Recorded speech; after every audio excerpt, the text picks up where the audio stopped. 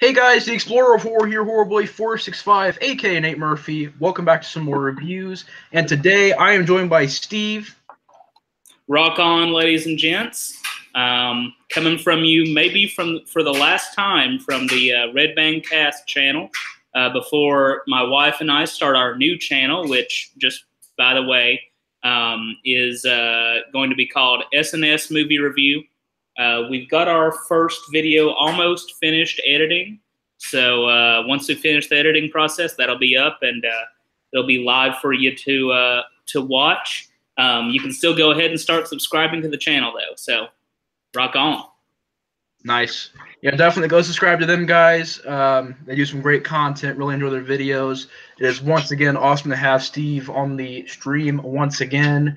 And today, guys, I figured that, with all the hype going on with the new Halloween movie, it's #1 trending on YouTube. Well, at least it was for a while there. I think it's still at least on the trending section of YouTube, which is awesome because that's beating a lot of popular music videos and YouTube channels out there. So that was pretty cool to have that.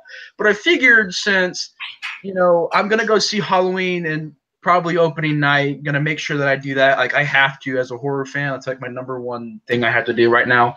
But I'm going to go see that when that comes out and do, obviously, a review for it for you guys. But I figured to celebrate for that movie, because I'm really looking forward to it, that I would get together some friends, and Steve being here, do a commentary on at least the original Halloween.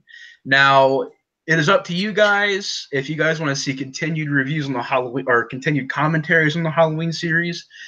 There's a vote on Twitter. There's also, I believe, a vote on this commentary itself, so you guys can participate in the vote. I'll go by the votes on Twitter and on YouTube, kind of determine who wins that contest. But if you guys going to go on that, there's Halloween 2 on that. So if you guys want to see our commentary on Halloween 2, get on Twitter and YouTube and vote with it, whatever you guys want to do.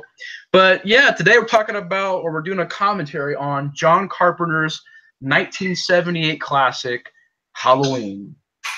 Before we get into it, just wanted to get kind of real quick thoughts on this movie in particular from you, Steve. And I kind of took, time in and give my thoughts as well. But kind of what do you have memories of Halloween and where was Halloween at in your life and stuff like that? Well, for me, Halloween was kind of the movie that really. So I started out being a horror fan with. Really, I guess Nightmare on Elm Street is the one that really kind of pushed me over the edge into being a really big horror movie fan. But Halloween was the one, I think the first one that really made me think, oh, there's a filmmaker behind this. There's a process behind it. And these images are created through, the work of some genius that uses cinematography and also, learning about Carpenter and his process as far as making his own music and working with a guy like Dean Cundy to make these really interesting images on the screen and everything.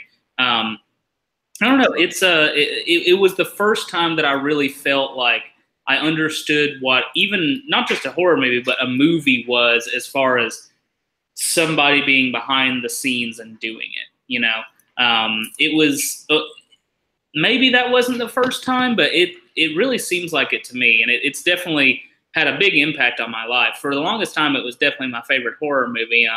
It's kind of jumped down the line a little bit there lately, but that's just, personal reasons and stuff like that. But I still love it. Still a great movie. And regardless, I mean, it's great for a plethora of reasons, but none of which we can, I'm sure, go all the way into in one, hour and a half commentary. Yeah, definitely. Just to give it real quick before we get into the movie, give my kind of thoughts on it. Halloween was a movie that is kind of weird because I think it didn't influence me as much as it should have with horror. It was just a movie that I would always watch around Halloween. During Christmas, you have to watch Home Alone. It's on TV. It's all over the place on TV. You have to watch Home Alone. you have to watch Polar Express. You have to watch Christmas Story.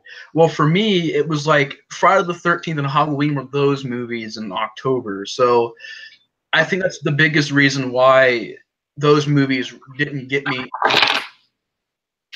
I think what you said, the franchise that got me most interested in horror was Nightmare on Elm Street, and that was because that was the first time that I really sat down and horror really showed me how, it can scare you, but it's a genre that can really keep you interested, and there's so many different things to explore in horror.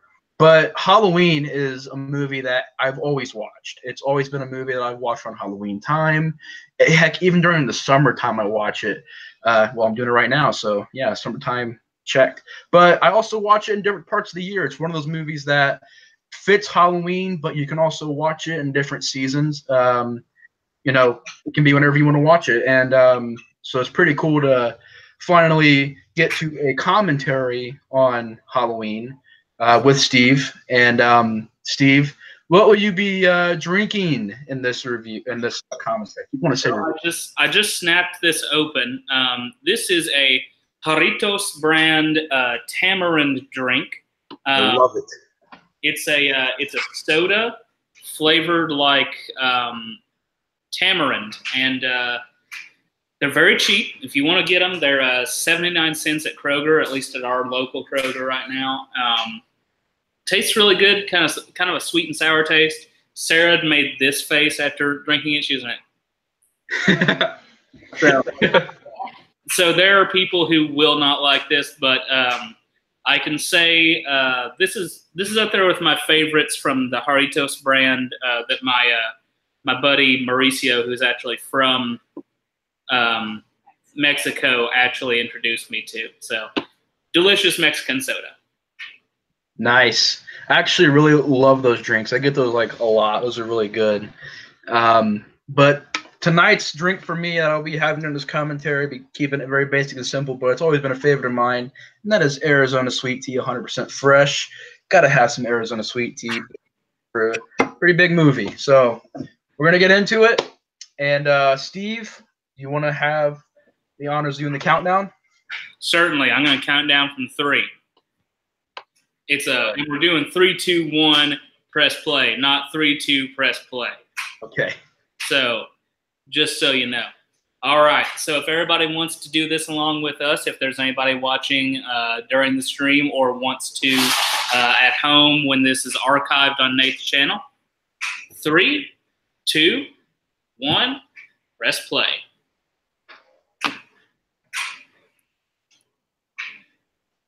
All right, mine's playing. I hope that's not too loud. Hey, sir, so what's going on with you? Yeah, sure. Just use it right there if you want. See, I love these opening credits because, like, you never really seen them in other Halloween movies besides 1, 2, and maybe a little bit 4. Oh yeah. What I love about this opening is like it's so minimalistic. If you read the script, by the way, the screenplay is really different. I think it's got like a much more ambitious shot where it's like there's a pumpkin in the middle of a street and the camera like rushes up to it, and the pumpkin splits open and there's a skull inside, kind of like in the Halloween 2, yeah. but not like to that extent, because like it's on the street, camera rushes up to it, and then the skull splits open, and in blood red dripping letters it says Halloween. Right.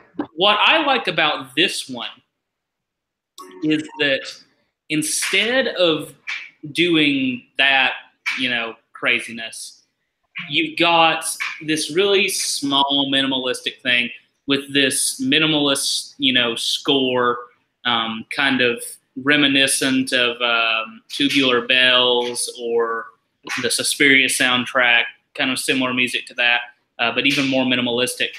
You got that going on, and you've got this very long shot. It's dark, it's eerie, and really kind of classy lettering. I've always enjoyed the the font for Halloween. I always thought it was an interesting font to use. Oh, definitely. And I've always noticed that pumpkin, I swear, I've never seen a pumpkin that looked like that. And it's like it looks like it was meant for this movie. I don't know how to explain it, but it's like trademark, you know. Yeah. Trademark as the Halloween mask and everything like that. It's just a So for the technical buffs in here, this is one of the more notable uses of a steady cam used by a cameraman. You just strap it onto the body. It's this big, huge, bulky thing, and you just walk around with it. They didn't do a whole lot of that back in the day. A lot of the time it was more you had a camera on a track and stuff like that, or a crane. And this is relatively cheap to shoot with, but makes the movie look like $1 million. I love the way that this movie is filmed as far as the steady cam shots. And of course, this is just one huge long, I think it's like actually 2 takes, because there's maybe one. I never watched it before. Yeah, there's one cut in here when Michael puts on the mask. Watched like half of it and I was like, yeah. really good. But oh man, look at that blue lighting though. Yeah, I was gonna touch on that because you think about it.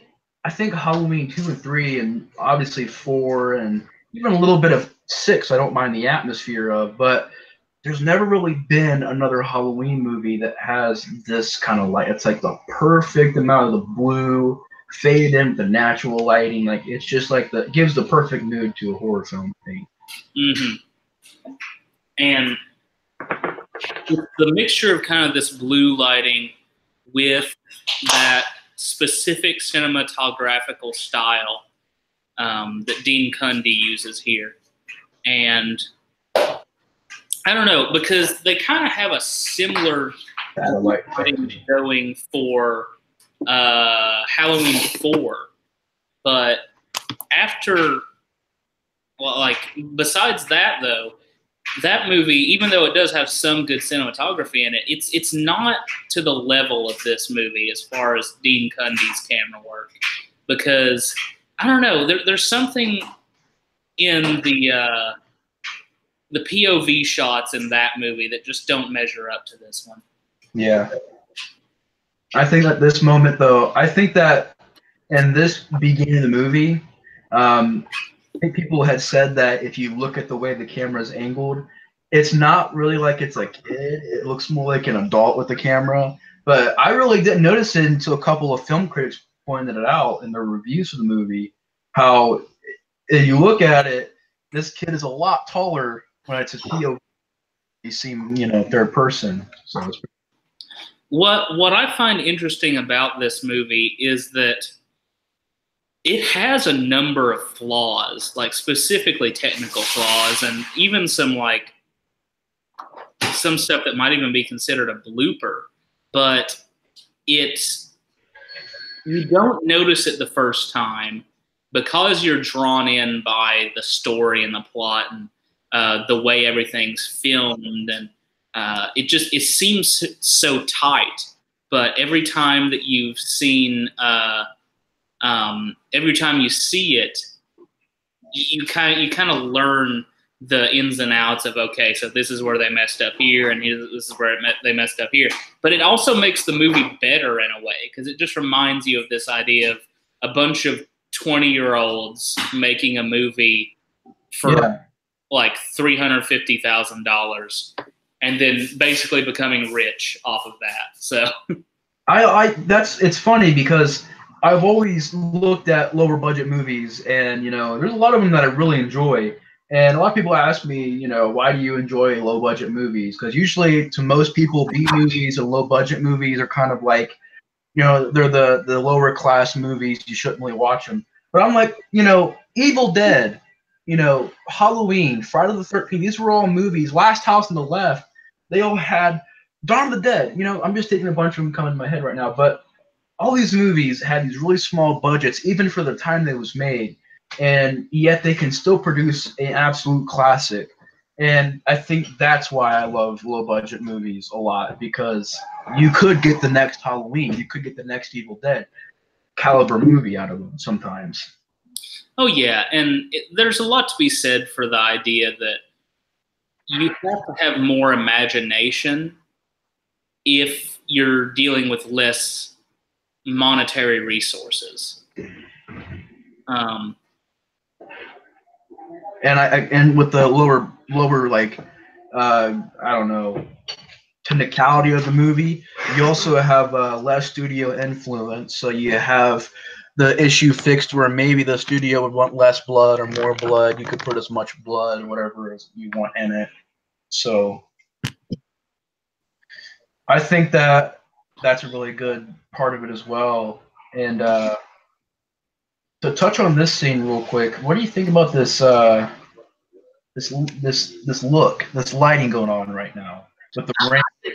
I've always liked it because like it looks eerie and somewhat unnatural. Like there's some Argento-esque kind of colors coming in here, but when you think also about, well, what's maybe running through Carpenter's head? Maybe he's like, all right, they're in a car. They've maybe got the radio on, so you've got that green glow going on there. And then you've got the blue lighting, which is supposed to like symbolize moonlight. And then you've got kind of the lights going back and forth for like rain and other headlights on the road. I don't know. It's just a really interesting kind of pastiche of colors. And then you've got kind of their costume design as well, which I think really meshes well with these kind of neonish colors. You got kind of more muted stuff going on, which reminds me of kind of like neon noir and noir movies of that period. Yeah. And I also noticed there's in the new Halloween trailer, there's a scene kind of like this, but I don't know. When I was a kid, I used to love the way they did that. How you can see the patients, but it's hard to see them because it kind of made it look just kind of eerie. But you never see the institution. You always see the outside of it. You never see the inside, at least during the night sequences. But in like, you know, Rob Zombie's Halloween, you see the whole the place. But it just makes me wonder if they shot this somewhere else. I actually love that shot. It's really great. Oh yeah. Another thing to note here is that you've got Smith's Grove Sanitarium. You've got all these different names. You've got Haddonfield. You've got Russellville. And my wife's watching a little bit and freaking out, even though like it's on mute.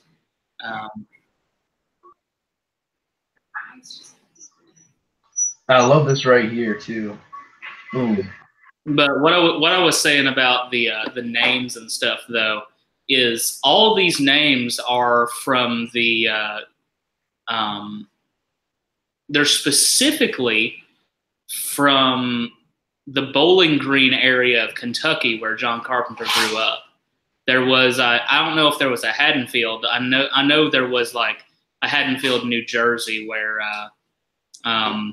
Deborah Hill grew up. But in Bowling Green, there's a place very near it called Russellville, and you've got all these different street names and stuff like that, and names of like friends he made at that time, and also his time at USC. But I've always been interested in kind of like the writing of this movie. Yeah, it is. I also think that with this movie, which by the way, if you guys pick up this Blu-ray, me and Steve have the same Blu-ray going here with the Anchor Bay release. This Blu-ray has amazing sound. I think it's a resound actually. You have the original mono, and then you have a resound, which is really great. I prefer the resound because it adds in newer sound effects that I really like. It kind of makes it could be a problem, but it really did do a good job of adding to it. And also the picture is amazing. I remember a long time ago, I was a very vintage kid, so I grew up watching a lot of VHS. I had VHS of the first movie, the second movie, the third movie, and the fourth movie. And I actually still have that fourth movie VHS, and maybe Halloween 2 somewhere. But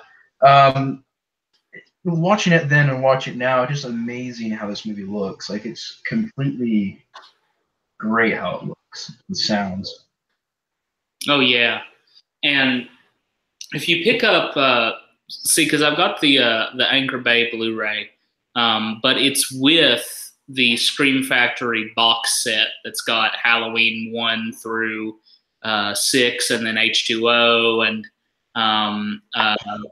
Resurrection and the 2 Rob Zombie remakes. If you get that, and I actually prefer this version of the movie, is that you got the TV cut of the movie, which adds in, I think, like 3 or 4 extra scenes, like closer to the beginning.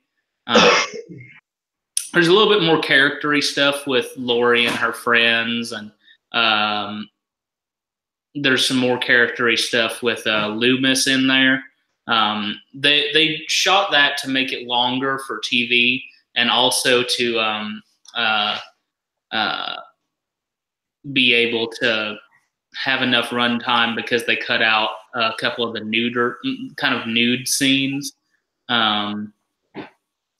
But yeah, the TV cut is really good. Of course, I'm always going to be in love with like this version of the movie, though. I was going to ask you, because I've always wanted to see 2 cuts from this franchise, and that is the TV cut from the original, which I haven't seen, and I want to see the producer's cut of Halloween 6, because I heard that version is better. However, I heard about the version of Halloween 6 producer cut, and I heard about the way that it ended, involving magical stones, certain storylines I didn't like, so I kind of want to avoid that one for a while. But the TV cut of Halloween I've always wanted to see. Oh yeah, if you're okay with ordering stuff off of Amazon and stuff, I think you can get the producer's cut nowadays for around $10 on Amazon, because they did an official Blu-ray release of it. It's pretty much bare bones, unfortunately, and the only way you're going to get any kind of special features is if you buy the Scream Factory Blu-ray box set. I've got that, and the film transfer is great. The sound is fantastic. And see, I know what it's like to have a lower quality version of it as well, because a couple of years before that, I bought a bootleg DVD of it at a convention. And I don't know, the sound and video are just horrible. It's just awful. But yeah, it's worth seeking out.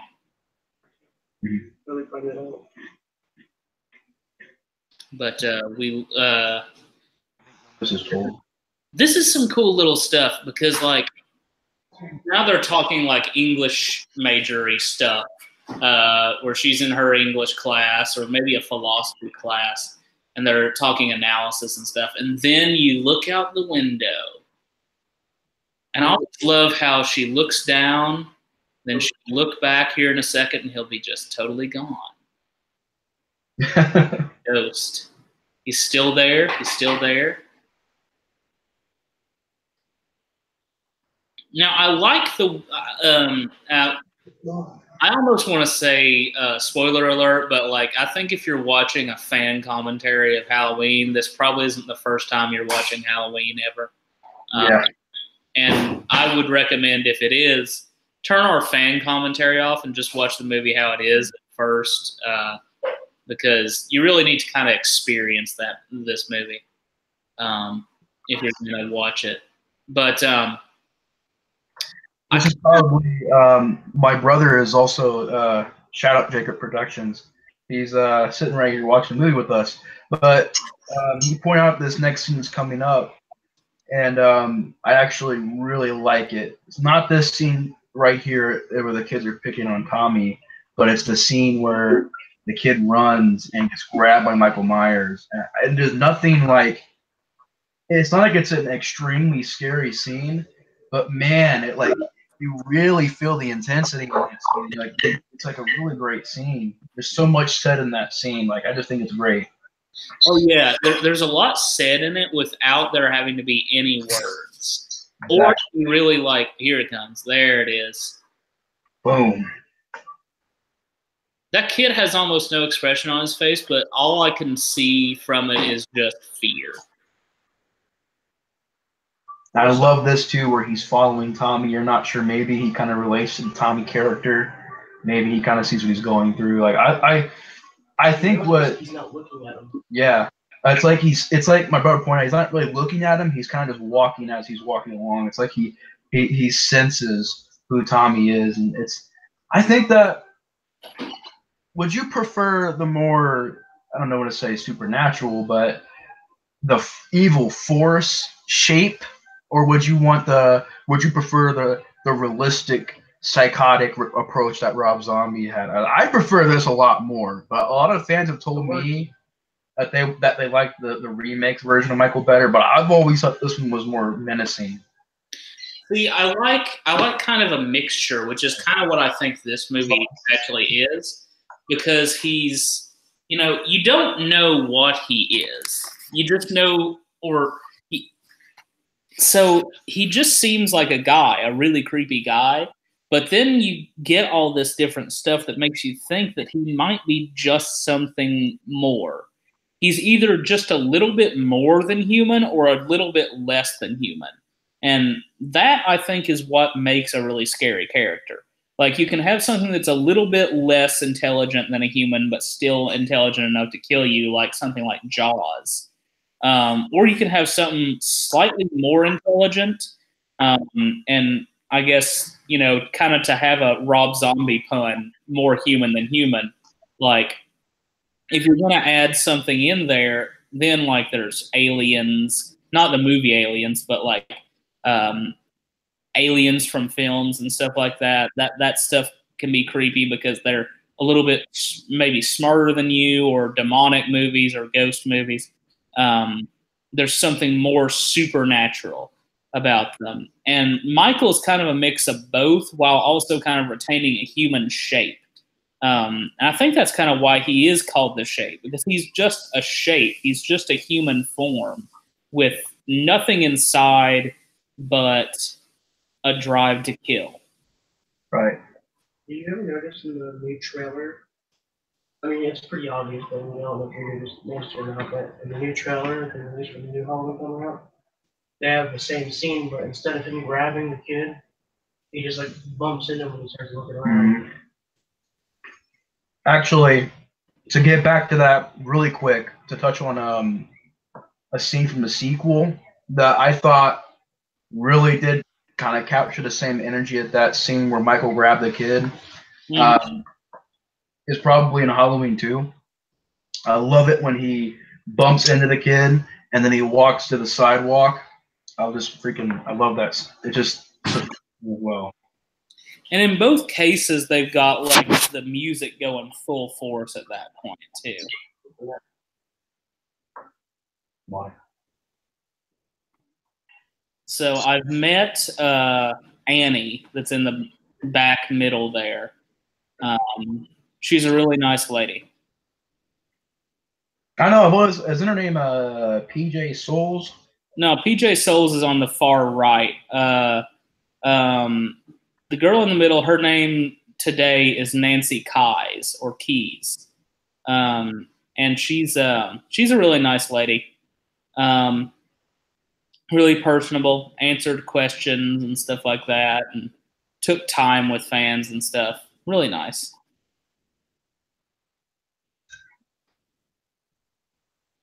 I just love this dialogue from Lindsay. No, not Lindsay, but whatever her name is, Linda.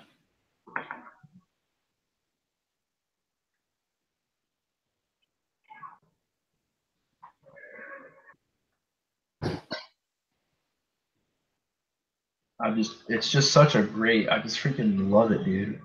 Oh, yeah. I've showed this to a few different people, and I've always noticed that it always makes a bigger impact with a group than it does like just one person for some reason. Because I've shown it to people individually, and people who I've shown it to individually have been more like, "Oh, that was all right, I guess," for some reason. But you know, a lot of these are people who, you know, what they do is they go and see the newest Star Wars movie or they see the newest Avengers movie. They don't watch like classics or movies that have kind of a slower build to them. Right. But I've shown them to groups before, and there's something about being in a group and watching a movie like this that makes it work better somehow. Oh, so. And my brother actually brought up a good point, bringing up the music in this scene. But I've always thought that this movie probably had the best, I would say, best horror soundtrack that I can remember. There's some really good, you know, honorable mentions like Psycho and Friday the 13th. Friday the 13th Part 3 had a really good. Yeah, dude, I love the disco sound. The song was pretty good, pretty fun to listen to.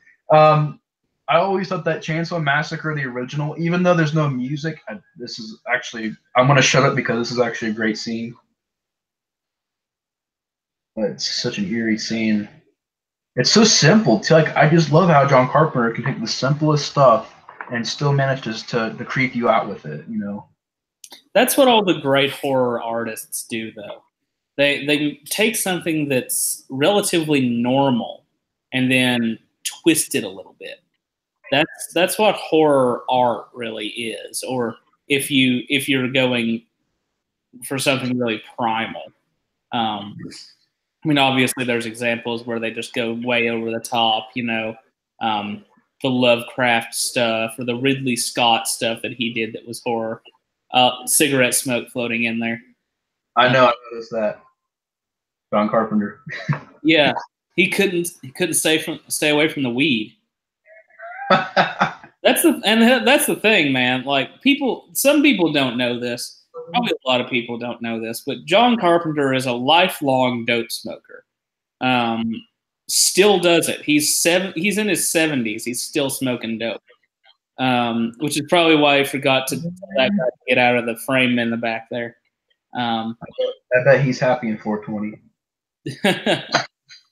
Yeah, Carpenter's a lifelong weed smoker, and he credits a lot of his like more weird movie ideas to, you know, that. He said for a while he was like, yeah, the reason I made Prince of Darkness is because I was smoking pot and reading physics books, and so he decided to make Prince of Darkness. The great Charles Cyphers. He's in everything. Is his name Sheriff Brackett? Yeah. Brackett. So there's a lot of sheriffs in this Halloween series. I'm making sure I got them all. His name is Sheriff Lee Brackett, and Lee Brackett was actually a female screenwriter that worked with John Carpenter's favorite filmmaker, Howard Hawks. She's famous for writing, especially Carpenter's favorite movie of all time. Oh shoot, what's the name of it? Rio Bravo, which is also one of my favorite movies as well. Brilliant movie, but it's a really cool movie, and it has a lot of like forward-thinking script ideas and stuff like that. Carpenter was a huge fan of Lee Brackett, and he likes to put as many references as he can to Howard Hawks in his movies. That's creepy. I've seen a lot of memes with that in it lately. Yeah, there has. I noticed that too. I was gonna say, have you seen the memes? kind of killed the suspense in that scene. Annabelle. Mm-hmm. Oh yeah, there's a Raggedy Ann doll in there. That's really creepy. Yeah, my brother just pointed that out. He could say Annabelle, which is made it more creepy. He's always That's what been the there. Annabelle doll is based off of. Yeah. Yeah, I don't think the Annabelle doll in the movie is near as creepy as like an actual Raggedy Ann is, though. My wife's looking at me weird because she's got a Raggedy Ann. I own several of them. She says she owns several of them. Nothing scary. This right here has been cliched so much, but I think it works really good in this movie. The answering the phone and then the sound, and then it's her friend. Like that's been done so much, but I think it still works for this kind of movie. Oh yeah, I mean, The shelter thing. it's made fun of like Left, Right, and Center and Scream.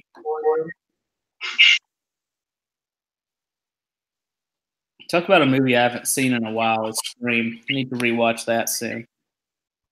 I can put that on the vote next time, whichever movie wins.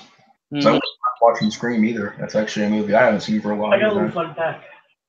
And this doesn't have anything to relate to Halloween, but in Nightmare on Elm Street 2, I don't know why I just kind of thought of this as I'm watching this. But in Nightmare on Elm Street 2, if you watch whenever they're getting off the bus, you can see the cameraman. Getting the movie whenever they're all getting off the bus and stuff. Mm-hmm. You can see the cameraman in the reflection of the windows. Huh. I mean, back in those days, they didn't really have like those little editors to go back in there and move stuff like that. Well, you got that. This movie caught a lot of that, but you know.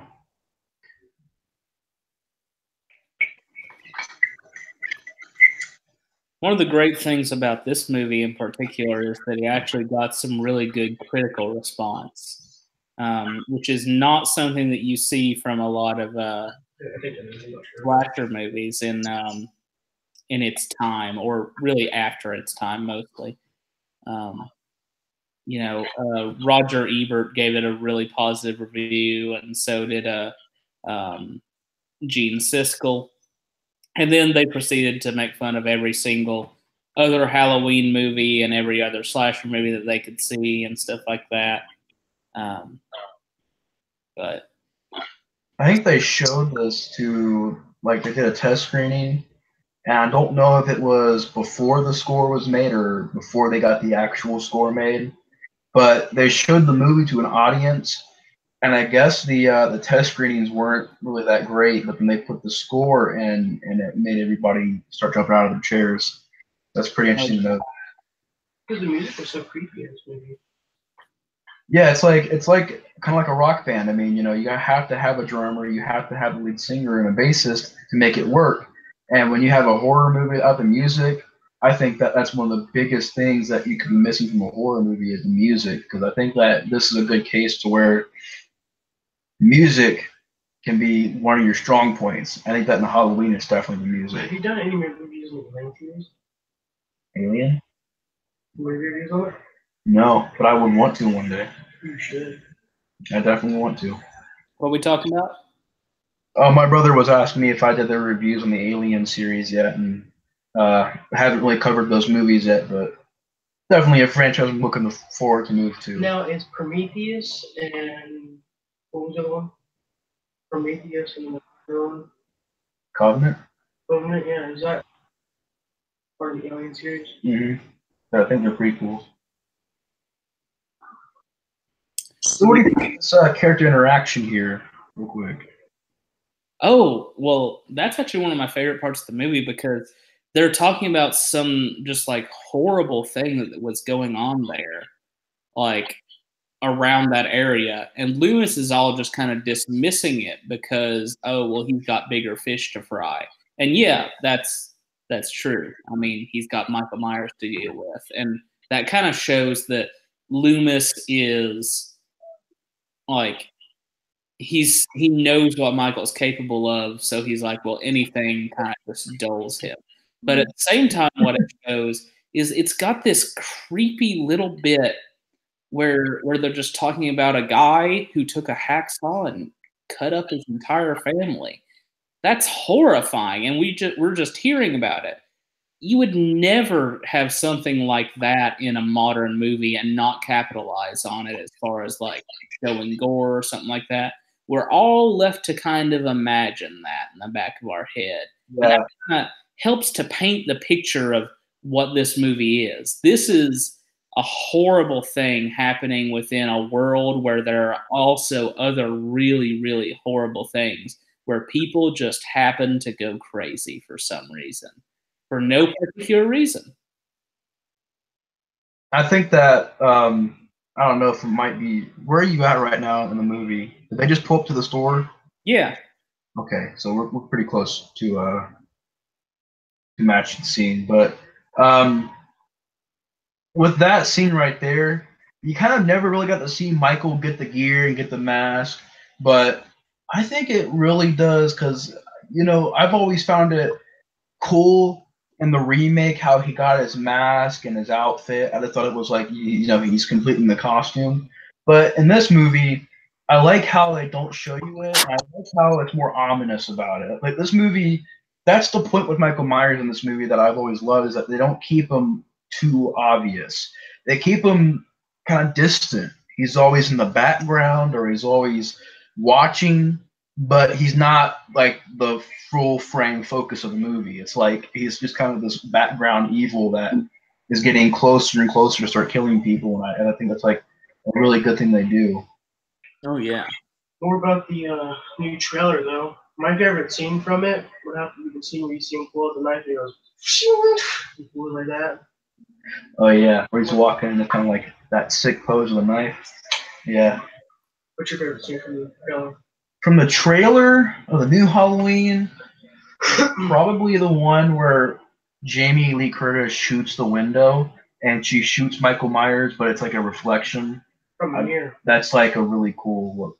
If you notice, actually, a lot of people pointed this out. I didn't even notice this myself when I first watched it. Watched two things I can point out. One is you can see another person in a room that's opposite away from it. You can see some guy looking into the room where Michael's standing. And also, if you pay really close attention to the window that he's standing in whenever Jamie shoots it, you notice that there's a little mirror. So was it in the mirror they shot? Or was he just... Whenever she shoots the glass, I think what it looks like, I can't really be certain about this because it's a trailer, you can't really get so much from it. But it looked like there was a mirror there, and Michael was looking at Jamie from the reflection of the mirror, and then Jamie shot the window, and she thought it was him in the window, but it's just a mirror. Interesting, man. When I go back and watch, I'll keep a closer eye on it and see if I can notice it. Yeah, I didn't even notice that until somebody mentioned it to me. Mm-hmm. I didn't watch the trailer breakdown videos yet. My favorite scene is just any time that I see Laurie Strode with a friggin' shotgun. That's hilarious. Yes. Why are you even waiting for him 45 years? So I can kill him. I think she's going to get him in this movie. From what I've heard, the filmmakers want to make a new franchise, but I think that they should go with what John Carpenter said to like give the series closure because they're doing something with Rambo 5 right now, and it's kind of weird because Rambo 4 ended it so well. It's like we don't really need another Rambo movie. It's kind of the same thing with Halloween. I think this should be the last one. It looks great. Don't make a sequel that looks bad and have it close on that. Like, if you're going to end it, end it on a good note. Have Jamie finally take out Michael and, Without counting the Rob Zombie series, there's 8 movies. I know. It's a lot of movies. It's a big franchise. If you do, and the new movie ignores pretty much all after part 1. I think that's a good move, though. I know a number of people who actually do not like that idea that, Laurie is his sister. And I kind of get that, I guess, but I don't know. There's people on both sides, but regardless, I don't know. I have somewhat high hopes for that movie. I don't like the image of Michael Myers like dropping the teeth in the bathroom stall for whatever reason. I mean, I know that kind of became iconic, and I think that's what they're wanting to be their iconic thing from that trailer. But that just doesn't seem like Michael Myers to me. Yeah, I was gonna touch on that. Like, after watching that scene, I thought my first reaction was, why would Michael Myers do that? But then I'm like, just the image kind of I was intrigued by him dropping the teeth, because we don't really get a lot of movies where it's just simple imagery like that with grisly kind of thing going on. What movie was it? I think it was a part of the Halloween series whenever he walks in the bathroom stall and some woman. Yeah, that's from H2O. I thought it kind of reminded me of the scene from H2O. With the girl. There's a ton of references in that movie, in that trailer too. One of the things I don't like about the trailer, though, is that, you can't really get around it, I guess, but they show Michael way too many times. Yeah, we know what Michael Myers looks like at this point, but, like, I don't know, it's been years since we've seen a movie. Give it a little bit of, give it a little bit of mystery to it. Yeah, mystery and intrigue. Keep it mysterious. And to get back to this movie real quick, though, but I do agree with your point on that. That's a really good point.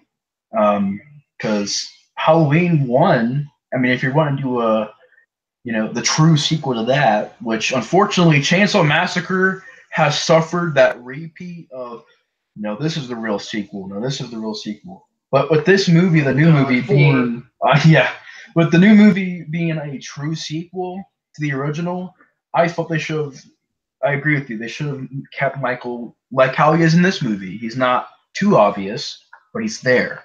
He's still there. You still sense him. You still feel his presence, but he's not in your face.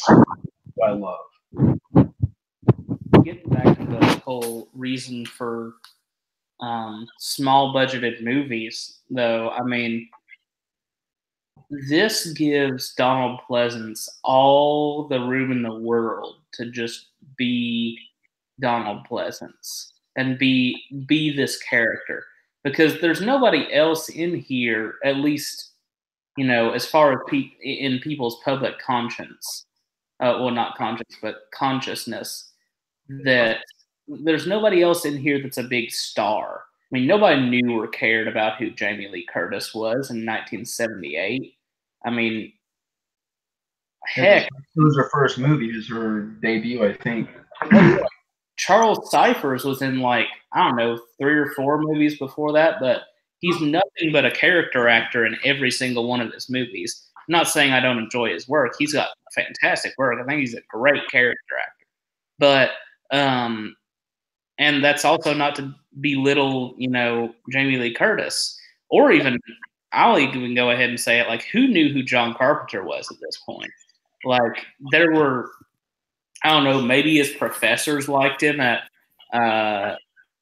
school. Maybe some people were following film close enough to realize that he won an Oscar for Best Short Film as a student or something like that. He won a student Oscar.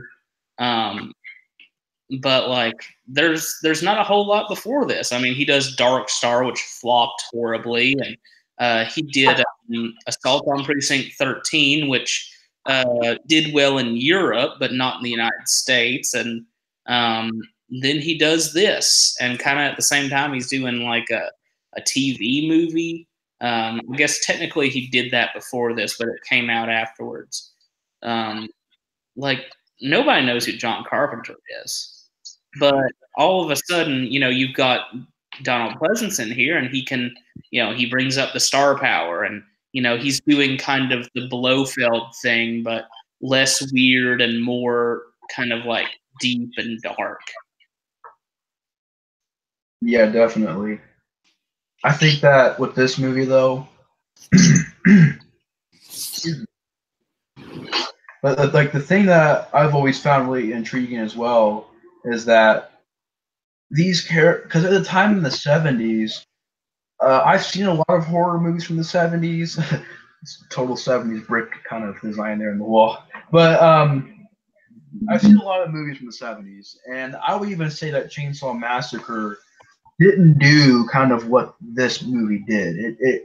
It kind of makes these characters more than just character 1, character 2. you get a sense that they were, and you know, obviously it's not nearly to the degree of what it is today, but you really do appreciate how they tried to make these characters. I love this shot right there. Really great shot right there. Oh yeah, that's a painting you could have on your wall.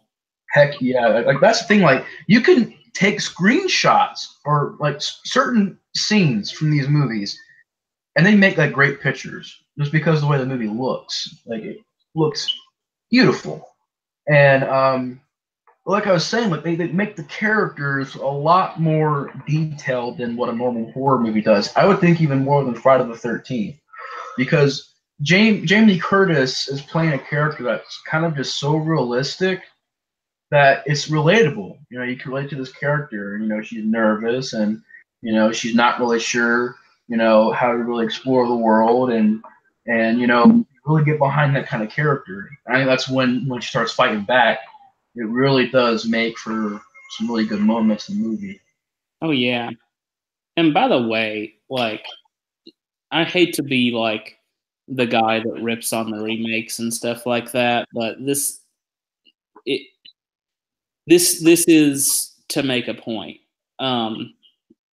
You say, as a person that is younger than I am, a guy that watches horror movies, and you're probably a little bit more up and up on things than I am, and in things. And you're saying that Laurie Strode is relatable, but back in 2007, when they're making Rob Zombie's Halloween, they were saying, "Oh no, I'm not going to write a character like Laurie because who can relate to her? She'd be Amish today or something like that." No, there are girls like that, and they're relatively normal girls. I mean, they're a little bit outside of the loop, I guess, but they're pretty normal and nice. And I think it's mostly just that. Oh, and this is super sad. I'm glad I'm not in here right now. But no pictures. But what I was saying was like I think it should be mostly chalked up to the fact that Rob Zombie's just a horrible person, and the only women that he knows are like sluts and whores. So that kind of makes sense. Yeah, like I've always wondered because I know what you mean. I think that Scout Killer Compton, I believe it was the name that played Laurie in the remake and in the sequel to the remake, and she said that she wanted to make a character that I can kind of understand is kind of more relatable, you know, nowadays more than because you don't really have a lot of really shy people like Jamie Lee Curtis. But when you do that to a character, you make the character unique. And you say she's not talking crap, she's not starting drama, she's not, you know, being really obnoxious. She's being a really natural character that is definitely unique. But I kind of get what the actress was doing in the remake. She was trying to make it to where more people could relate to that back when that was made.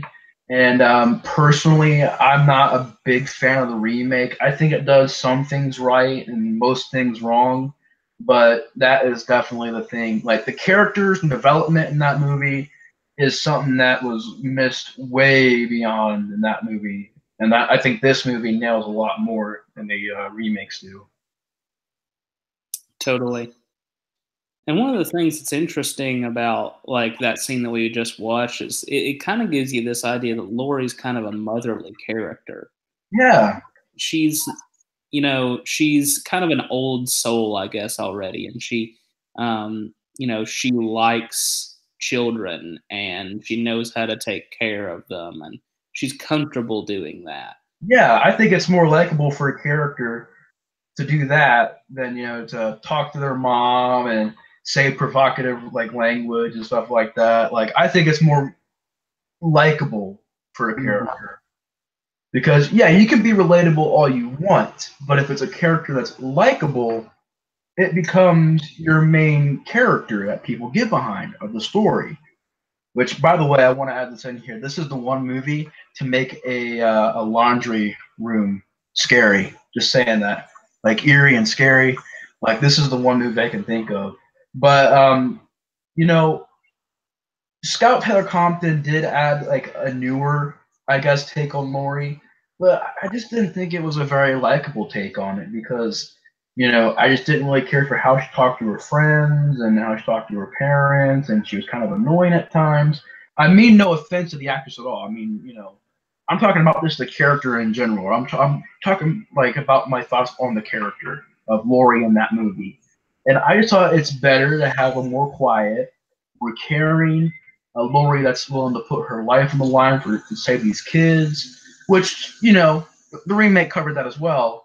But in this movie, she's a lot more calmer. She's a lot more collected. She's just kind of to herself, doing her own thing, and I like that about this character in this movie. Oh yeah, and also that shot that we just saw of like Michael tilting his head like in the window behind her, it's like that always freaks me out. Definitely. That's what I mean. It's like the one movie I can think of where that is creepy. How a laundry room, such a small area, can be used to creep you out. Like, it's great. Scary stuff. And also the lighting in that laundry, I guess, room looks really great too. Oh yeah, all those shadows, the way that things are cast and everything. You know what people don't give this movie enough credit for is it's also funny. Like Yeah, it really is. like interactions with like Annie and the kids are always really funny, and The comic book scene with Lori and Tommy. She's yeah. like going over the different comic books, so that was pretty fun. What's the boogeyman? He's just like Spider-Man but with the boogies. Yeah. He learns to dance and get down and get funky. He's bitten by a boogie. Would you say that you like? Oh my goodness! Look at that pop! Oh my goodness! But that's 70s. But would you say that the Rob Zombie remake of Halloween is better than the Marcus Nispel Friday the 13th? Because I've gotten some controversy for saying that Friday the 13th is a little bit better. Because people say that Halloween is the better one because it has the stronger story. But I'm like, Friday the 13th, basing it off of what it was, how Friday the 13th was never about a strong story. You look at it, Friday the 13th, which is copy and paste, but it's the way they did it. It's what they added into it. They changed about it. What they put little tweaks in there that kept you interested. And even to go as far as having a fake Jason quote in part 5, and then a demon Jason in part 9, and then outer space in part 10. But I've always thought that the Friday the 13th remake was a little bit better than the Rob Zombie remake. But what's your thoughts on that? I think I dislike them equally. But so that's an option too. Like I mean, I understand why people like the new Friday the 13th. I think it maybe achieves the goal of being a Friday the 13th movie more than Halloween, like Rob Zombie's Halloween does. And like to defend that point specifically, like Rob Zombie made a Halloween that was not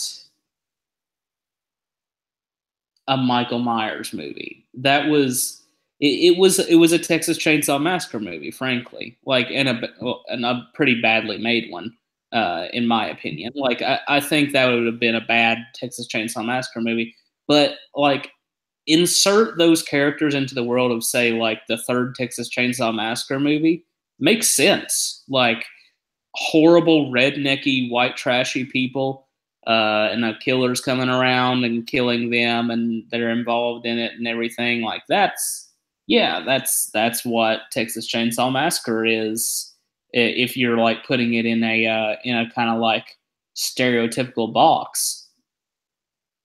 Yeah. But Friday the 13th, the remake, makes total sense, I think, like within the series. I mean, there's blood, nudity, tons of violence, creative kills. Jason isn't too different from when he was kind of in his heyday in the 80s. They do a few character-y things with him that I'm not a fan of, but some of them, I mean, some of them don't really matter that much.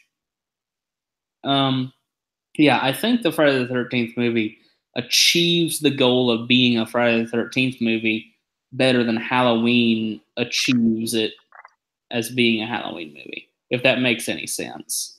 Oh yeah, definitely, man, definitely. But at the same time, I mean, Halloween has also gone through so many changes. I mean, in some ways, it's hard to say what a Halloween movie is past like part 4 or 5. You know, those movies kind of like establish their own kind of weird. I don't know why I can always remember the little whistle song that she's doing. Freaking whistles it, and it's in my head for hours. Oh, Paul, sweet Paul, like goodness. It's always funny because like there's more music in this movie than you think as well. Like Laurie's got that little song that she's singing that like doesn't make any sense, but it's there for purposes. And Annie's got her little song she's singing. Like I think they needed to give one to Linda though. That they should have given one to Linda so she can just say totally, totally, totally or something like that. Just thought maybe maybe during the love scene have a duet. Yeah. That'd be I think this right here though, you would look at this and today you'd be saying, "Oh, that's like usually, you know, if it wasn't in this movie, if it was another movie, you'd go, oh, that's tame. Come on, you can't even see the blood hardly." But I think when he adds the fog on the windows, and it's like a long death, it's not like a just simple strangulation, but he keeps it going and going, and she's fighting him back, and then he finally gets her, and I love when she falls in the car horn because it's like, boom, it's done. You know, the scene is she's dead. I just think it's like an impactful death scene. Oh yeah, she plays a great dead person too. Like that was no. I like. I know that sounds like a snide comment, but I honestly think like yeah, she looks great in that.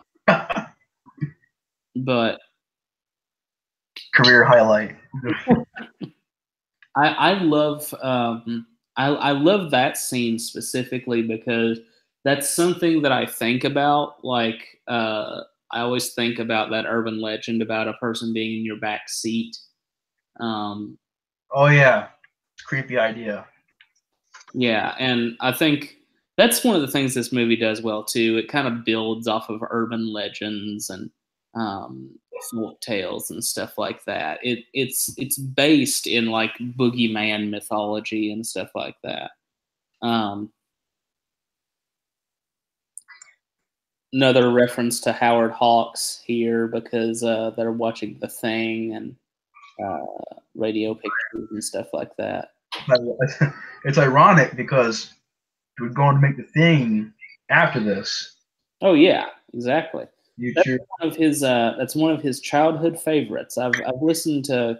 Well, I've heard of a couple interviews that Carpenter's done, and he's a big fan of 50s sci-fi, and he says he can never qualify what movies are actually his favorite because he has two divisions of them. He has like his childhood favorites, and then he has his film school favorites. And he can't decide between them, but like The Thing from Another World was a big one for him. Directed partially by Howard Hawks and directed partially by another guy who kind of has forever slipped into obscurity. I've always found this scene really great right here with Dr. Loomis. I just love it. It just shows you that he can have kind of fun with the situation, you know? Oh, yeah. I love this scene. I think it's so hilarious. Yeah. This gets a group to laugh, too. Like, I'm serious. Because you don't expect it. For some reason, it just kind of comes out of nowhere. Well, you never see Loomis do it again. Like, you think about it, this is the only movie where he's really having like a fun time No, during. But like in other movies, just so serious and. it's insane how serious he is in like part 5. He's crazy in part 5. I think with part 5, if we do a commentary on that, it'll be a little bit down the road, because if people would want more, we have to go in order. But you know, 5 is a big mess. I think it's got some good things in it, some solid things in it. Like, I think it has good stunt work. I think it has a good like energy to it. It feels like a Halloween movie, but then at other times it doesn't. It's got kind of like a weird look to it. I'm not a fan of the mask. I'm not a fan of the movie. I'm not a fan of it with Donald Pleasance either, because they made him just overly, obsessed with Michael Myers, and it became to where you didn't like Loomis. So it was the only movie that you didn't like Loomis, and Which one? I think that part 5. I think that there's never been another movie to make you not like the character Loomis. I mean, it didn't make me hate him, but it made it to where I'm kind of like, Loomis, what are you doing? Like, you just destroy the radio to call backup. Like, Loomis, tranquilize Michael Myers is not going to work. But with this movie, he's not too obsessed, but he has that great speech. He has it to where he's trying to help. He's watching out. He wants to take out Michael Myers. And that's, I think, all you need for the character to be a great character. And with Donald Pleasance, I mean, with literally every performance I've seen Donald Pleasance in, he's nailed a character. Like, there's never been a character I didn't like from Donald Pleasance. So, I feel like by the end of this movie, you feel like he's doomed to kind of like this, though, what he's doing. Like, the character is never going to get away from this, because you realize that he knows Michael so well now, after going through this movie and after going through all the stuff that he's done like behind the scenes. He can't escape this fascination with him. He knows what Michael's next move is, and he dreads it because he knows he can't stop it. Yeah, absolutely. I think that also, kind of makes you root for the character a little bit more than normal character, because you're just like, maybe he will stop him. Maybe he will, get him this time. Obviously now that I'm older, I know that he kind of really didn't stop him. But as a kid, I'd watch these movies and I'm like, man, it's Halloween 4. Is he gonna get him this time? And so it really intrigues you. And then you have the most cheesy, like, first of all, he has some of the cheesiest lines I've ever heard, and he has another one where he says, like, "Don't get dressed. You want to go get a beer? Don't get dressed." And I'm like, it's so sleazy, but it's such classic. And Michael's watching. That guy has glasses for days. That guy, like, I feel like that is the source of all glasses in the 1970s, because that guy just has the most 70s glasses I've ever seen in my life. Yes, dude. And like, it's it's crazy. They got the van, got the glasses, the cheesy lines. He's got his freaking weird jeans and like whatever shirt it is that he's wearing. And by the way, this is the crappiest pumpkin in the history of pumpkins too that she's made over here. Like, it's horrible. Oh, it's awful. Oh my gosh. Of course, as soon as she sits down. And that's truth right there too, as far as babysitting. You never get a chance to sit down and have fun with the kids because you're always having to do stuff. Yep. Oh, PJ Souls. She's in like a lot of stuff too. I know. I've always heard that she was in other movies, but I've never really seen her in other movies before. But So, maybe I have. I didn't realize it. So she's in Carrie. She's the girl with the like red baseball cap. Okay, yeah, I know her. You need, I don't think you've seen it, but you need to see Rock and Roll High School because it is one of the craziest movies. It's insane. It's the Ramones blowing up a high school, and that's what you need to know. What a plot. Yeah, it's cool. It's cool. It's a Roger Corman thing. Like Corman produced it, and Joe Dante did a little bit of work on it. This is like the cheesiest sex scene. Yeah. Just so loud. Like, goodness. Like, we get it. I can't understand how he can perform with that horrifying pumpkin just staring at him the entire time. Yeah. It's like, we gotta get the mood. Got the lighting good, we gotta get the mood. Oh, man. Back to it. Let's just take it off the hook.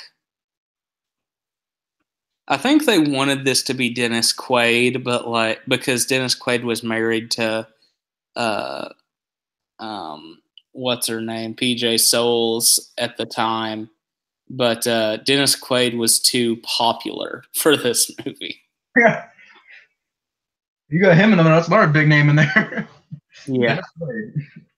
I gotta figure out like what this guy's name is because I need that guy's autograph. He's like he is 70s man extraordinaire is what he is.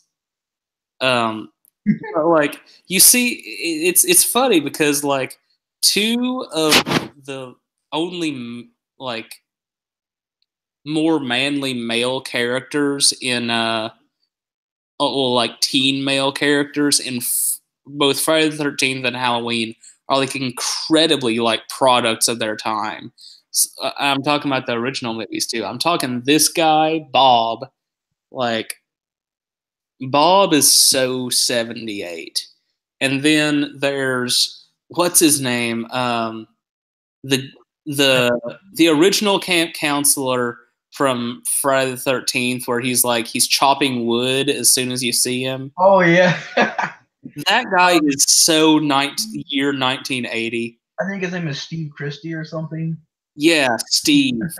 Like, Egg-Rat. No, I'm just actually I thought that was something else, but like yeah, Steve Christie, I think his name is, and yeah, like they show up, he's wearing the freaking red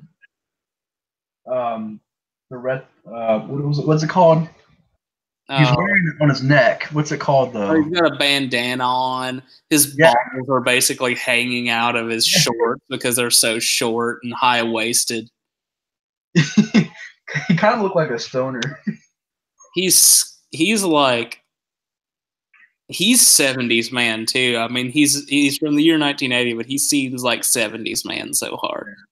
Oh, this is really sad because we're talking about this like ridiculous stuff, but this is a legitimately scary scene. I think this right here is like other moments from this movie is one of the greatest horror movie moments because it's just so cold, you know. And I like how just the lighting and the shadows and then he does stab him. I like how the music stops and it's like you realize. Like, there's no fast cutaways. Like, this person just got brutally murdered. And I just love the image, too, of the hanging guy. Pretty good. Pretty classic. That scene right there. This guy has, like, the greatest feet in the history of cinema just because, like, they just go limp. Yeah. Entirely limp. And that right there, I think, is great, too.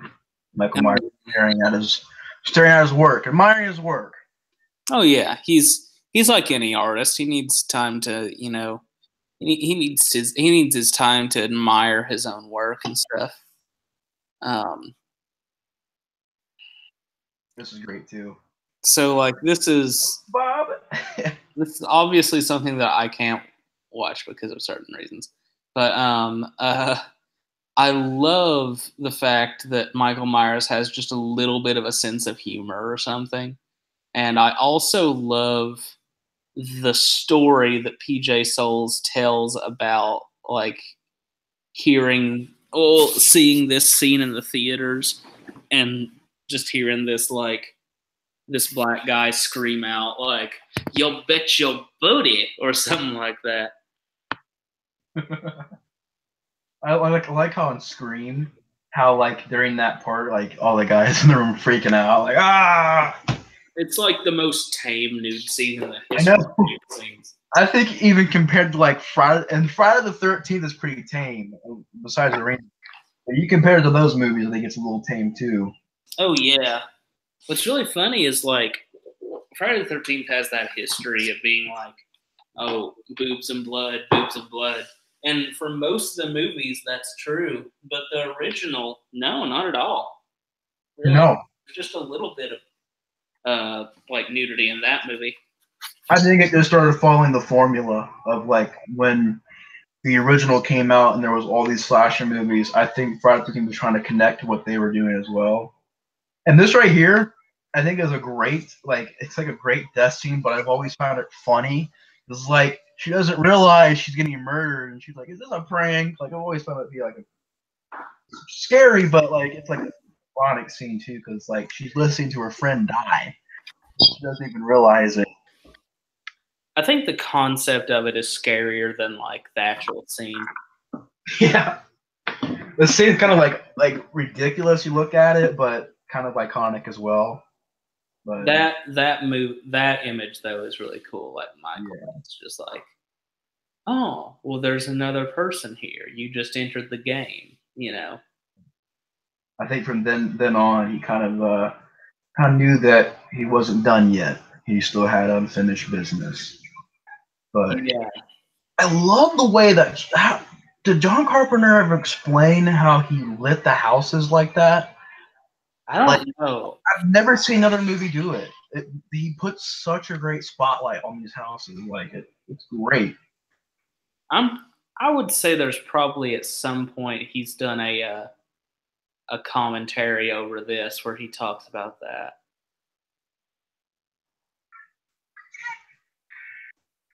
There's the Myers house, looking pretty creepy still. Mm-hmm. And I like how in this, I've always found it funny because I've always wondered, like, besides Resurrection, there's really, I would say maybe Rob Zombie's Halloween did it a little bit too, but I never really had one where the whole movie, because even Resurrection, like the beginning of it is obviously with Jamie Lee Curtis, which I'm not going to talk about that because it's ridiculous, but I've always found it like cool that they tried to do it where it's in Michael's house, but like they should do it where like instead of having the video show, like maybe it is like the ghost story of Michael Myers and going into his house and you're trapped in there. Like I've always thought that'd be a cool concept. But again, it's been touched on by Resurrection, but you know. Yeah. Resurrection had some stuff going for it, like plot wise, but they just never executed it well enough.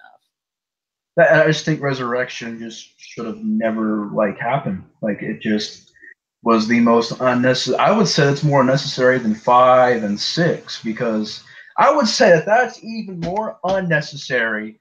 I'm going out on a limb and saying this, but that is a more unnecessary sequel than Halloween 3. And Halloween 3 isn't even a Michael Myers plot line. That's how much I think Resurrection shouldn't exist because H2O, I'm not a big fan of it, and I get a lot of heat for that, but I really am not a big fan of that movie for certain reasons. But I thought that the thing that it did well was that third act, and, you know, it ended the series. There was no need to make another Halloween movie, and it ended it perfectly. And, of course, the studio tried to make more. And then it killed the franchise again, and then we had to wait till it get rebooted. So I was really not a big fan of Resurrection. And we all know who made that decision on, oh, let's go ahead and start ruining Michael Myers. It was friggin' Harvey Weinstein, is now friggin' rapist. I know, man. Now realize, and here's the thing: is like he's always the guy that everybody complains about. Everybody except Wes Craven, because Wes Craven, I don't know, he was making bank at that point. But everybody complains about Harvey Weinstein, all the horror people do, because he's so controlling, he's such a douche. And finally, like David Kirshner from Halloween, no, not Halloween, but David Kirshner, the guy that directed the fourth Hellraiser movie, finally he gets like the comeuppance that he wanted, because like he just had his career like ruined by that movie and everything like that. Not that this is on track with anything that we were talking about, but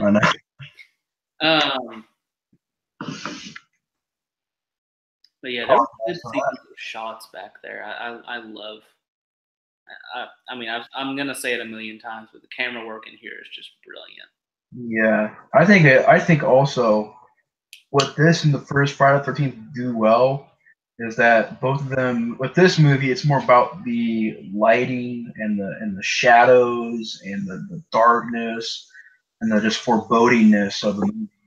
But with Friday the 13th, it's like it's such a beautiful atmosphere, but it makes you scared at the same time. Like, the night sequences, I think, in Friday the 13th are just really eerie, and I think they're also eerie in this. So, really, the first Friday the 13th is very similar to this because it was meant to be a ripoff, so you can kind of get little hints in there of Halloween. But I think they both kind of have their own way with atmosphere and camera work, and there's a lot of good usage of long shots in that movie and pan shots, and Sean Cunningham knows how to direct really good, and John Carpenter does, obviously. I mean, he's a horror master, but I think that they both kind of use different elements, for their movies. But I love this too, where it's like a slow build up. You don't know where her friends are. You're like, okay, they're obviously dead, but where are they at? And you're coming up. I love how they reveal it. It's so eerie. The image, it's like it's not bloody, it's not gory, but just the way that John Carpenter filmed it, I think, kind of really makes you feel the impact of that scene. Mm-hmm. I love how they have her dressed here, because it just reflects that blue light so well. Mm-hmm. I think it's a classic outfit. Like, you can always remember that outfit for Laurie Strode. Like, kind of like how in the first Friday the 13th, I keep doing comparisons, but I can't help it. But in the first Friday, Pamela Voorhees sweater, I've always remembered that, outfit as well. Mm-hmm. But yeah, this really does blend in with really good with the lighting they got going on. And I think Halloween 6 tried to do the blue lighting. I think they did it way too much. That's a good example of doing it way too much, because practically the whole movie is blue. But, they tried. Well, the thing about Halloween 6 is it's just Halloween, but done if MTV did it in the mid-90s, which is exactly what it was. I mean, and, to a degree, like, that has some nostalgic factor for me. Not saying that I really remember the mid-90s. I mean, that's when I was born. But, like, a lot of the stuff from that era kind of carried over into, like, my early childhood and stuff like that. But yeah. Oh, this is just... It's so classic. I mean, the way it's laid out, the pumpkin, the grave, the body, and then I love how it's like a slow kind of build, and then you just see Jamie's reaction. It's very real.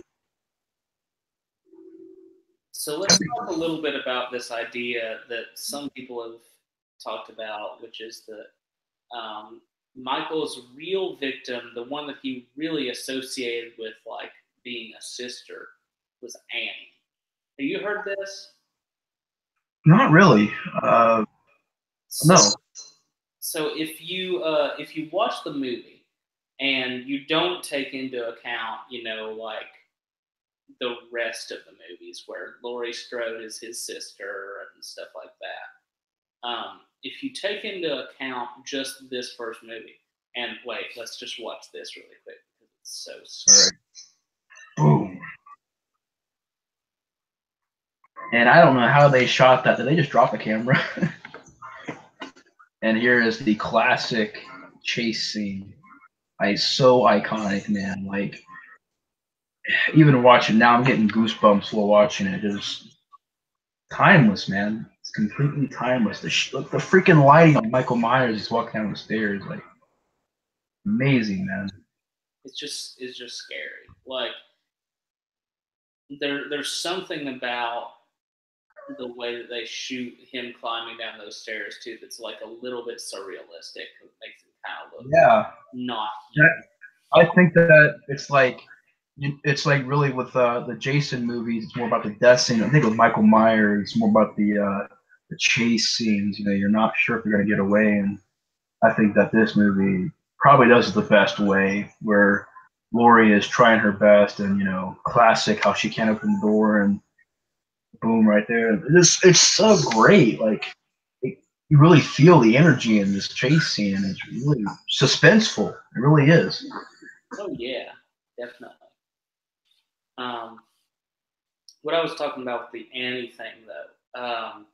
So some people think that if you watch the movie, she acts like how Michael might have thought his sister would act. She's sexually active.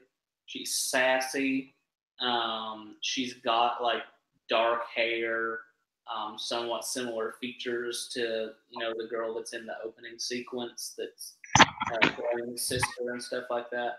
I mean, it kind of works, and he seems to kind of be stalking her because she was the first one that like confronted him about anything. I mean, she's the one that yells "speed kills" at him, and then everybody else is just kind of by proxy.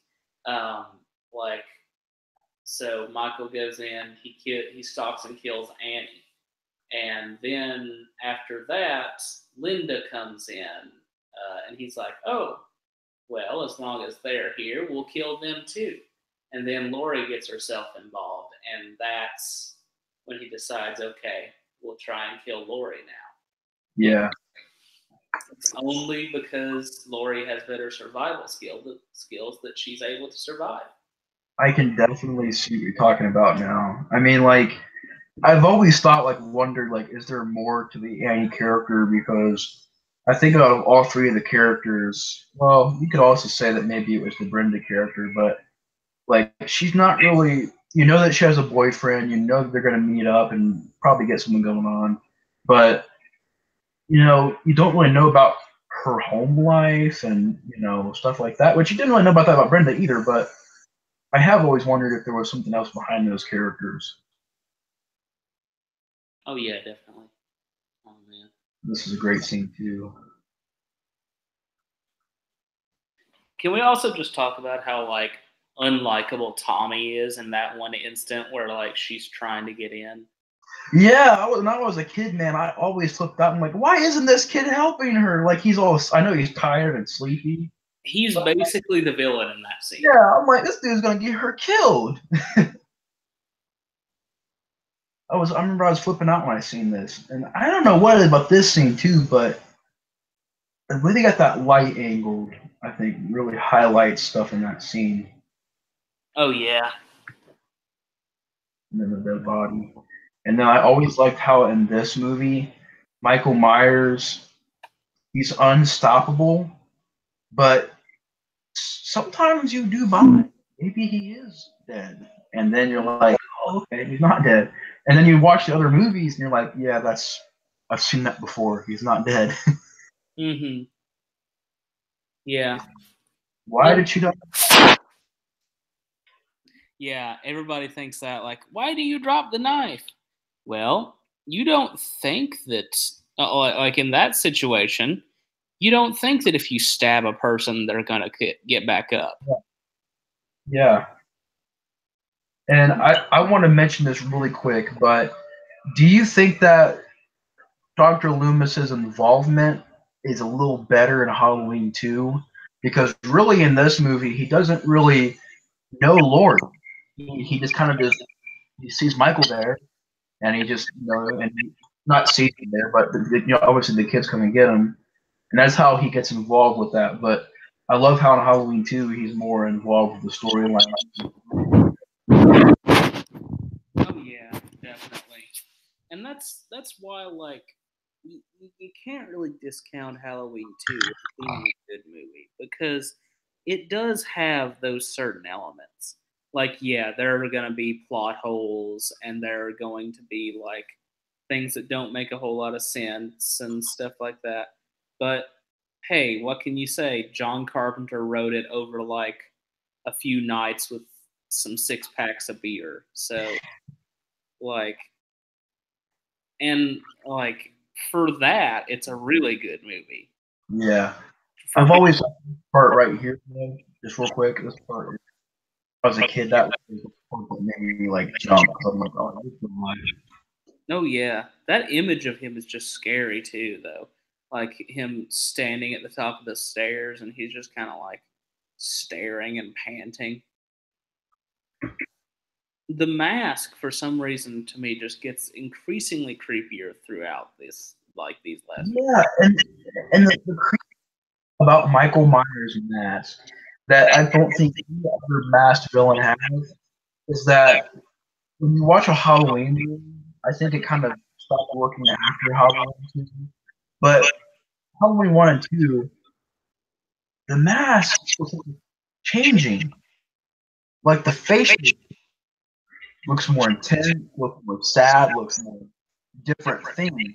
But this movie, with you, it gets more darker, it gets more shown.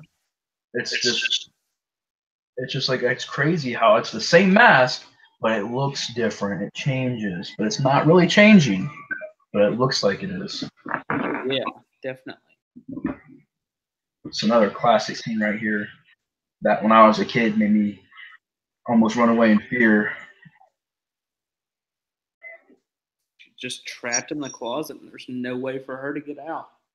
Only way for her to get out is to stab him in the eye. She has to have good aim. I mean, he's busted into the closet. The lights out. She's that little hanger has to aim right in the mask in the eye, and like boom, right there. Makes you think like, what has happened to Michael? Like all these different times. Like they always show like battle damaged Jason, though, because you know they always had the better special effects artists, and they were always like more up on the special effects than the Halloween movies were. But it makes you think like, well, Jason's really screwed up, like beyond all recognition. But it kind of makes you think, well, wonder what Michael is like underneath that mask. Like, Yeah, and it's kind of weird though because when this movie and people have touched on it, when Michael gets unmasked, it's a little different than when Jason gets unmasked. Because when Jason gets unmasked, you realize that man, this guy is way different looking than us, and like he's really deformed. And but when Michael gets unmasked, some people have said that it makes it like maybe a little bit less suspenseful because it's just a normal guy behind the mask. But I've always found it creepy because like he's not just some demon or creature. He's just a person with this evil presence in him. And I thought it was always eerie when she took off the mask and the way the eye looks. And really, the only Halloween movie to do this, besides Halloween 5 and H2. yeah, and oh man, Great. Classic, man. Absolute classic. so scary too. If you've seen John Carpenter's Body Bags, in the first segment, they homage that scene. Actually, they homage most of Halloween, like left, right, and center in that movie. But And it's like, I think what also helps is that he's not focused. He's like unfocused in the background. It's like, oh, just turn around, but it's like she doesn't realize it.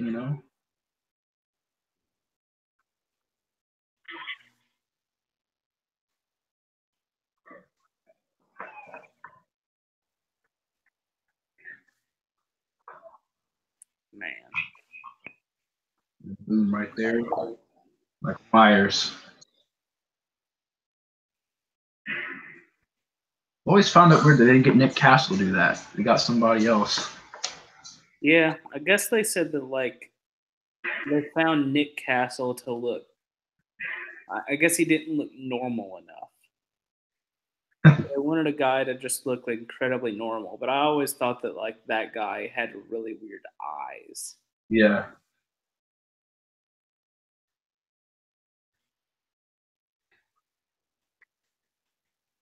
And I think this right here is probably one of the best horror movie endings of all time. Oh, certainly.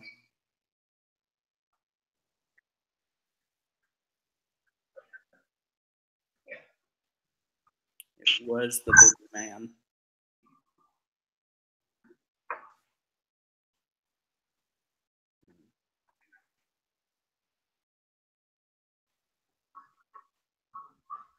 I think that's when you really realize that Michael's not human, that he's something else, you know.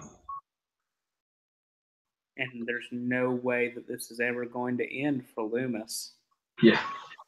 And he kind of does both reactions that they talk about. Like they talk about, oh, does he give a surprised reaction or does he give like an I knew he was out there reaction?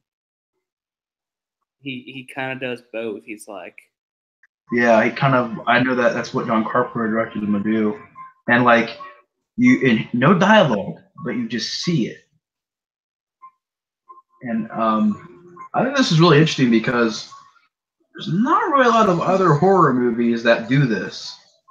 That do kind of like an area recap of where we were just at. You know, not a lot of them do that anymore. And I think it's also pretty eerie how he adds in the Michael Myers breathing. He's like he's out there somewhere. It's great, man.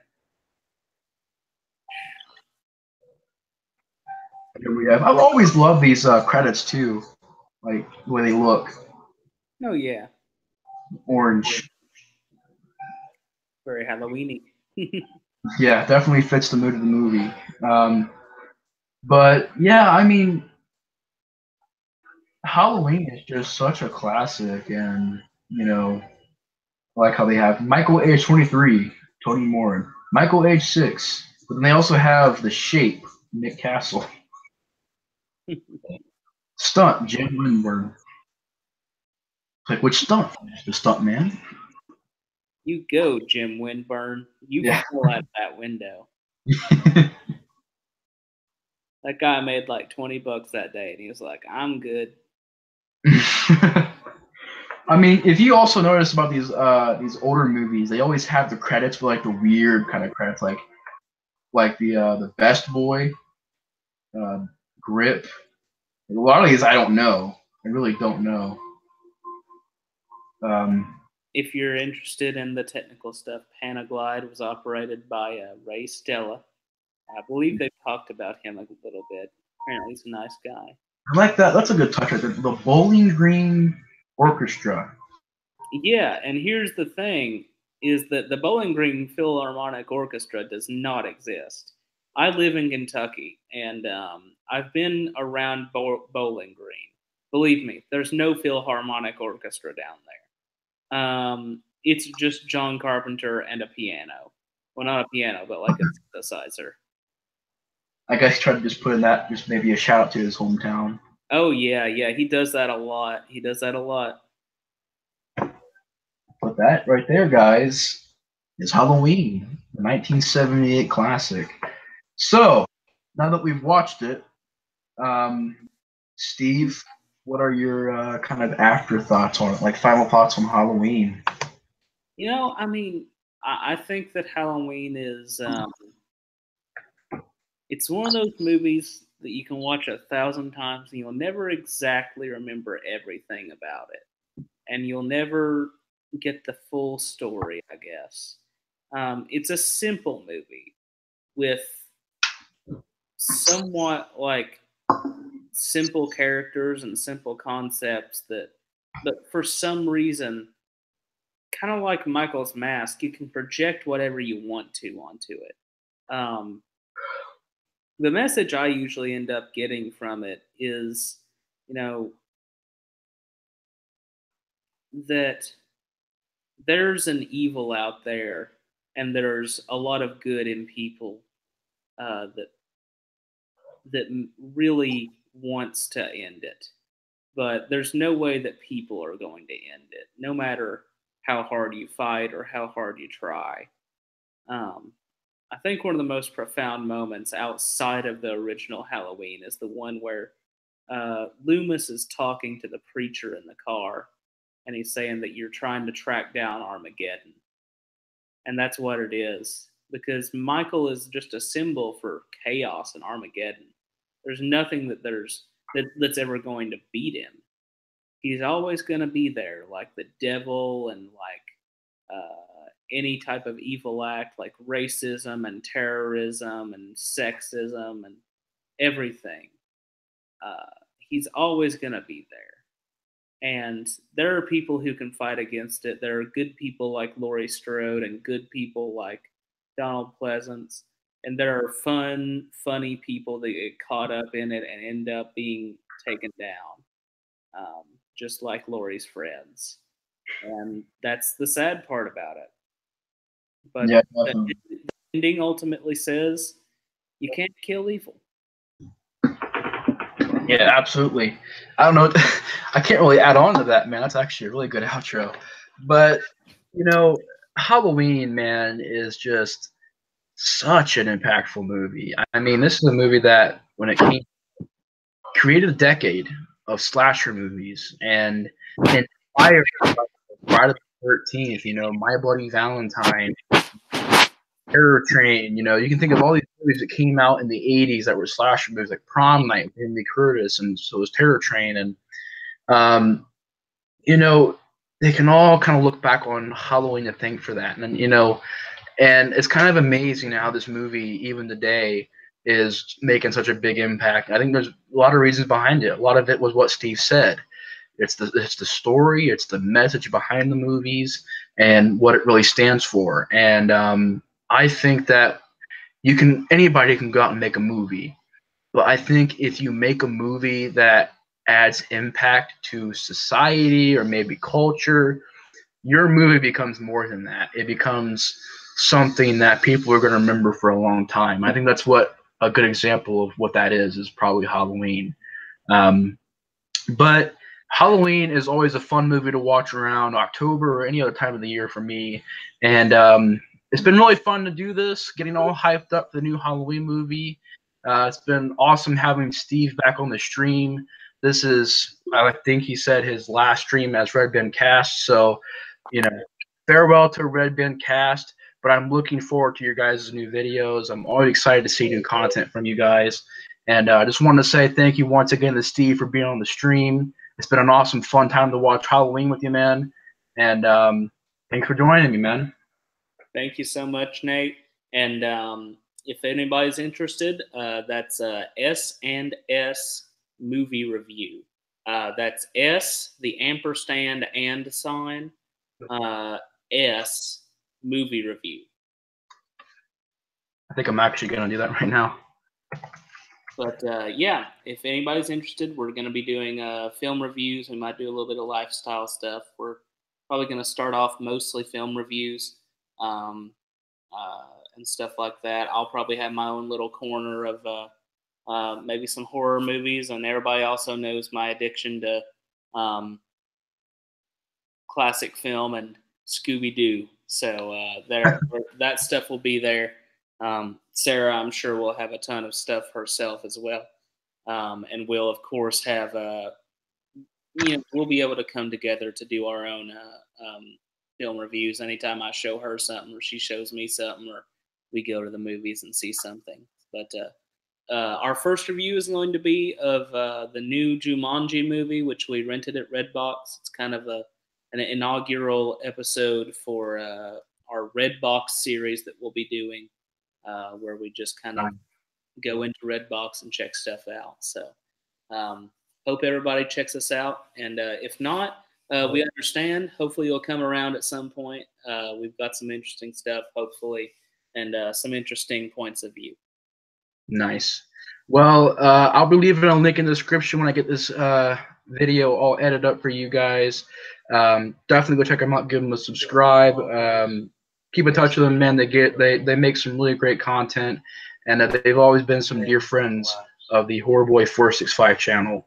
But anyways, guys, thanks for watching Halloween with us. It was a really fun time.